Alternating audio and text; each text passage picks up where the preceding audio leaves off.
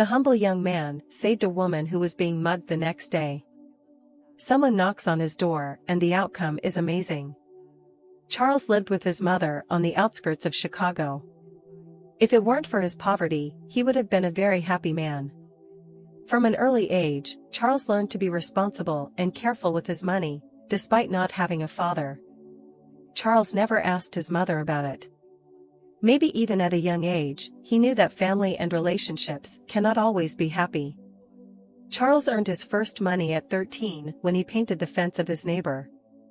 The old man gave the teenager only $10 for his efforts, but it seemed like a fortune to Charles. Holding that money in his hands, Charles dreamed of ways to get rich and support his mother with everything she needed. At the end of his high school, Charles practically stopped studying and devoted all his free time to finding a job because he didn't have the money to attend the prom. Since he had to buy a suit and dress shoes, his mother suggested that he shouldn't be so hard-headed and borrow some money from a friend or ask for an advance at work. But Charles didn't want to borrow money and make his mother sink even deeper into debt. The young man knew that a good part of the family's budget was spent on his mother's medication. Rebecca worked as a cleaner for many years, which made her health deteriorate due to the daily contact with cold water and chemicals. The woman developed arthritis, and sometimes they didn't even have money to cover her medication. From Rebecca's perspective, the young man didn't even want to think about graduation. In her eyes, it was just a formality. Of course, Rebecca was upset as her son refused to attend the graduation that every student looked forward to, and unfortunately, she was not able to change Charles's mind. What Rebecca found most shocking was that after graduation, her son categorically refused to continue his studies due to his youth. Inexperienced, the young man did not fully understand what a good education could provide him. "Mother, I will have plenty of time to go to university. I will work a little and then see what life brings me," said Charles, who had already decided to work in a building materials store. In response, Rebecca sighed and shook her head sadly. Even though the work was difficult, Charles enjoyed it and was full of energy. He didn't lose any opportunity to earn extra money. He often had to work late to unload yet another truck full of building materials. On the one hand, Rebecca didn't like the fact that her son came home after midnight. On the other hand, she understood that it was necessary for him. "Mom, please don't worry.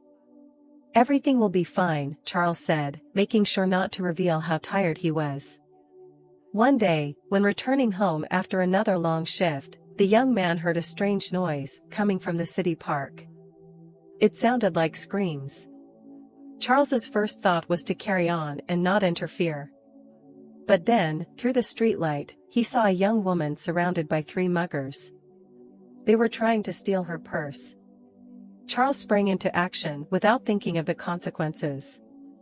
The young man bravely ran up to the group to fight, despite their numerical advantages.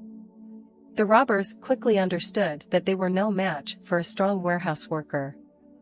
At first, the robbers broke into a run after Charles's impressive performance. Even so, Charles was not unharmed. "He was punched in the face and had his shirt torn," said the visibly shaken young woman.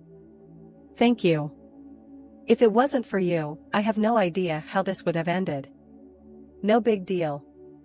Everyone would have done the same thing in my place," said Charles, as he handed the young woman back her bag.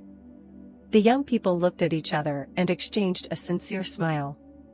Charles discovered a little more about the young woman he helped.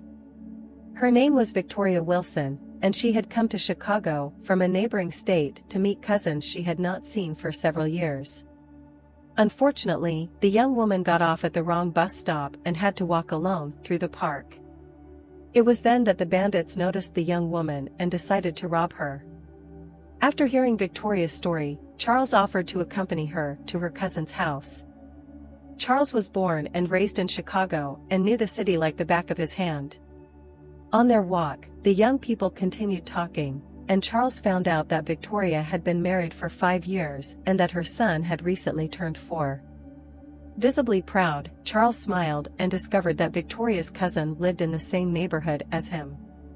The young man was very tired from a long shift and helping Victoria get to her cousin's house. Charles went home, and just then, he began to realize how much his face really hurt. Before he even opened the door fully, his mother asked, "Son, you never made it home so late.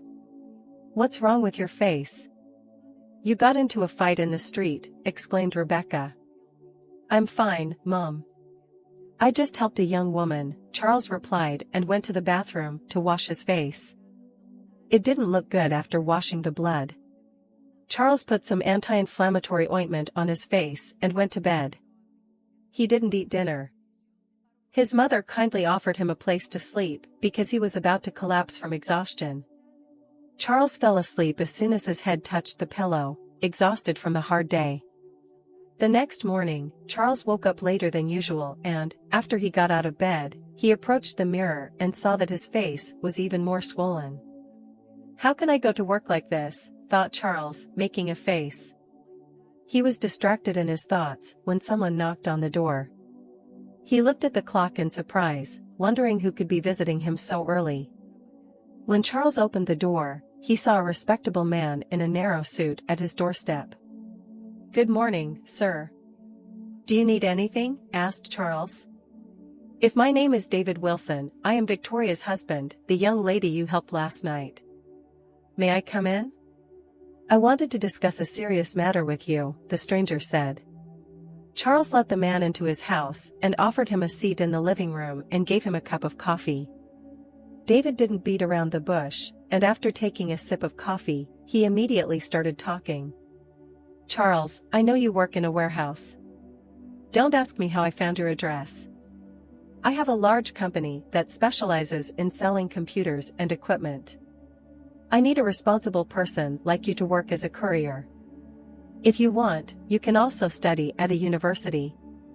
I will cover all the costs of your tuition." Charles thought he was hearing things, as there was a stranger sitting on his sofa making a proposal. Everything he just heard seemed to be the fruit of his imagination, but when Charles looked into David's eyes, he immediately understood that the manager wasn't kidding.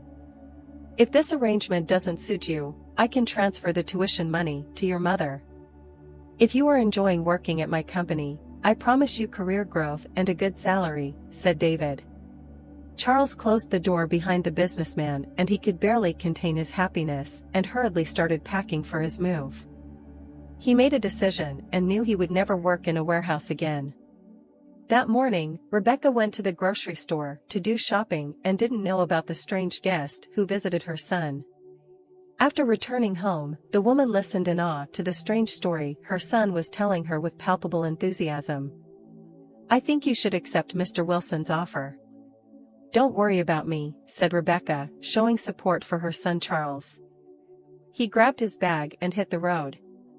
The next day, he was leaving his hometown for Missouri, where a new life was waiting for him. David personally welcomed Charles and showed the young man he was a man of his word and did everything to help Charles. Much to David's delight, Charles chose to study at university and decided to be an economist. He loved working for a growing company and never regretted the choice he had made. A year later, he got a promotion and became a sales manager. David and Victoria Wilson supported Charles and encouraged his ambitions. Charles became a great family friend and felt as if he had acquired a brother and sister who would never betray him and would do everything in their power to help him through difficult times. Charles achieved everything he dreamed of as a child.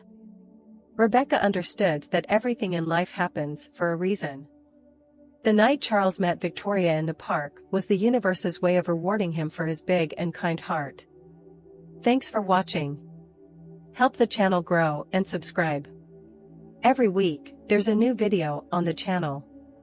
A hug, and see you next time.